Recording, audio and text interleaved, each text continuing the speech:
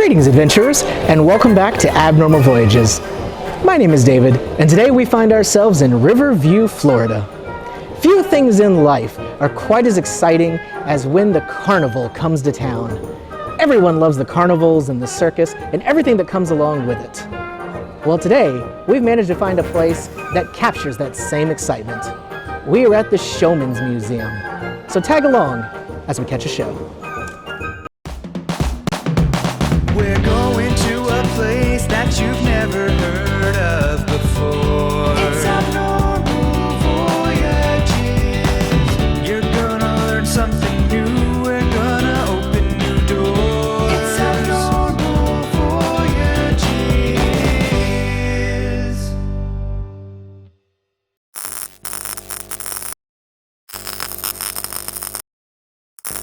Now, before entering any kind of show, you had to make sure that you have a ticket. Here's an incredible collection of tickets throughout the years. It's honestly very impressive that these managed to survive this long in such great shape. Most traveling shows were known for their bright lights and splashy colors everywhere. Let's see what kind of fun stuff there is to do. A very iconic piece of traveling carnivals and circuses has always been the Sideshow. This is where you see your freaks of nature and such. They have some set up for us to look at here.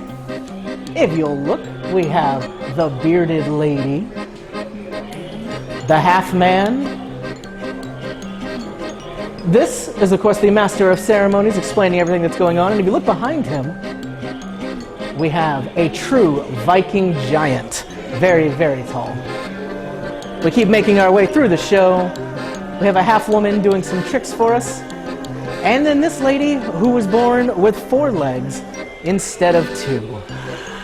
Now, that is not all we have for you. If we cross right over here, we have conjoined twins. Very unusual. And then next to them, sweet Daisy May.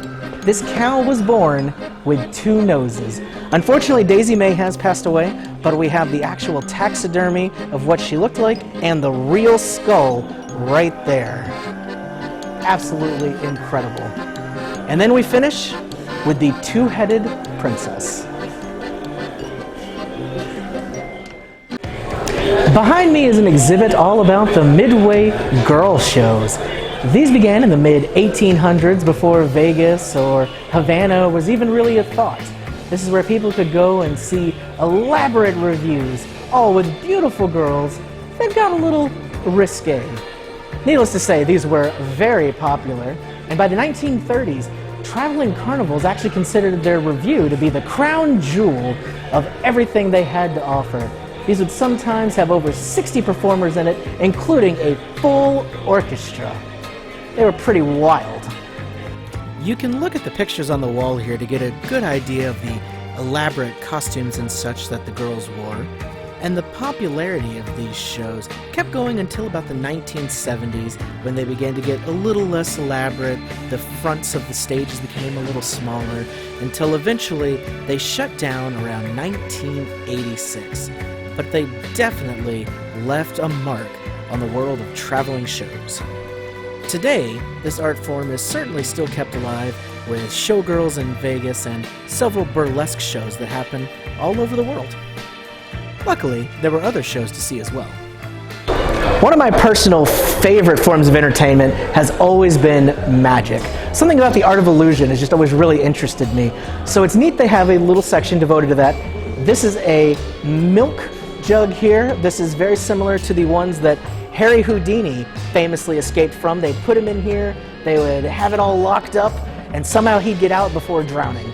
And then this, I have no idea how this one would even work. They of course put somebody in it, but instead of the classic sawing somebody in half, they take these and just jam them in on all sides.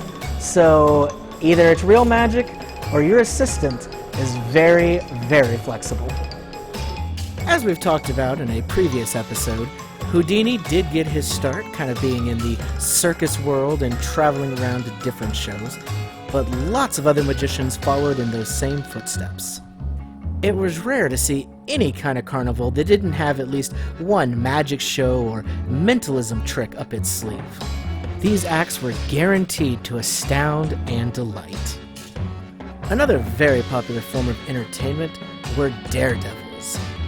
These brave drivers would jump on their bikes or into their cars and perform astonishingly crazy stunts. All in a day's work, I guess. It only makes sense for a traveling show that traveling was an essential part of the job. They got around in several different things, from trains to wagons, and we're going to get a chance to look inside and see a little bit of how that life was. This was the inside of a pretty typical train car compartment. Specifically, this car was used as one of the offices for the show. While working with a traveling carnival or fair, this train was your life. This was your home. At the end of the day, you returned back to your train. So, when it came to a day's work, this is where the office staff would be. Honestly, though it may be a little tighter than your modern office, it looks like they had plenty of room in here to do everything they needed to. And of course, you can't beat the flexibility factor. You could take the office literally with you anywhere you went. But we're not here to talk about work. Let's get back to the way more fun stuff. And no carnival is complete without a great Midway. Rides are a major staple of any traveling carnival, and the Ferris wheel is probably the most iconic of them all. Like anything, the Ferris wheel has evolved and changed a bit as time has progressed and new technologies have come out. But at its heart, it's very much the same contraption it's always been. One of the biggest changes has been in the actual seats that are used for the Ferris wheel. So they had several different ones on display here, from some of the early days of Ferris wheels, and then moving forward a little bit. All of these seats were in their original conditions. No restoring or repainting had been done, so you got to see the actual coloring and painting that was always on there. What I was most impressed by is that I have never been to a museum that actually has a full-size working Ferris wheel just right there in the middle of their exhibits. Unfortunately, you couldn't ride on it, but it definitely added to the atmosphere. The carousel is another very, very popular carnival ride. Colorful, galloping animals with cheery music and bright lights.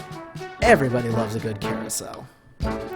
After you get your chance on the merry-go-round, there were still tons of other rides for you to check out at the carnival, of course. We had this one here, which had a very friendly penguin out front, and he invited you to climb aboard one of these equally friendly boats.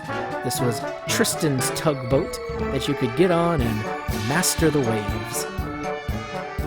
Being limited on space, they of course couldn't assemble and have every single ride fully here, but they made up for that by having an amazing display of old ride vehicles from a variety of different attractions.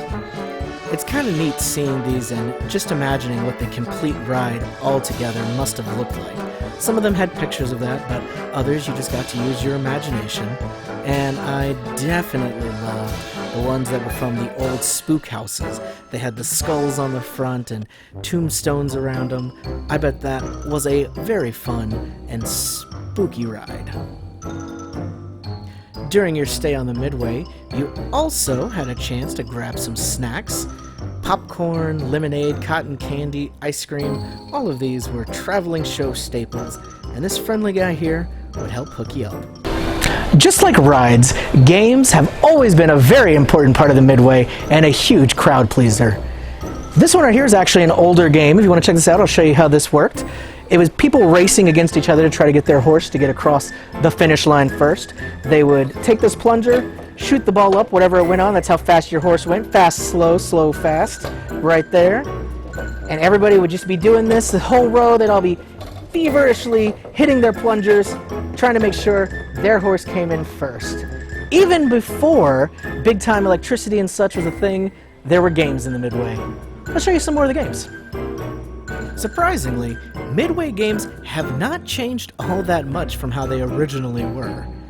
There was the classics, like a Plinko-style one where you would drop a puck in and win whatever number you got in, or the ever-classic trying to throw balls into a milk jug or knock stuff over, which I know sometimes people say is rigged, but I like to think it's all about the skill. But many of these, you can still visit your local state fairs or traveling carnivals and see them being operated today. This museum had a lot of parts and pieces of older games. This one you were knocking over cats, and they had the cats still saved here, and then some very creepy looking clowns, which I wouldn't mind throwing some baseballs at.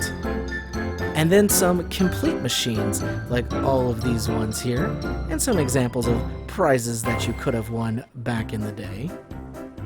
Then there were also some games that I personally never heard of before, like the Bump Racer, where I think you were trying to get the car to a certain point, and wherever it stopped, that's the prize you would win. And then a whole bunch of games that really relied on the spinning a wheel mechanic. I guess games of chance and fate were very popular, and it was very easy to put together a wheel that somebody would just spin, spin, spin, and then wherever it landed, that's what they won or lost. As you kept going, some of the games got a little nicer looking, such as this one here that had kind of an updated paint job and looked a little flashier, but was still basically just somebody trying to guess how much you weighed. And then we came to a very modern game, but at its heart, it was really just kind of an updated version of the horse racing game. In this one, instead of a horse, it was a rocket ship, and you would hit the little button to try to get the ball perfectly into the box to make your rocket move up. If you got the ball into the target box, your rocket went up a little bit, and you just kept doing that until it reached space. Everybody would race, and whoever got to space first was the winner. Well, adventurers, it looks like our carnival has just sold its last ticket. So, it's about time to hit the rails and head to the next town. Thanks for tagging along. My name is David, and this has been Abnormal Voyages. We'll see you in the next one.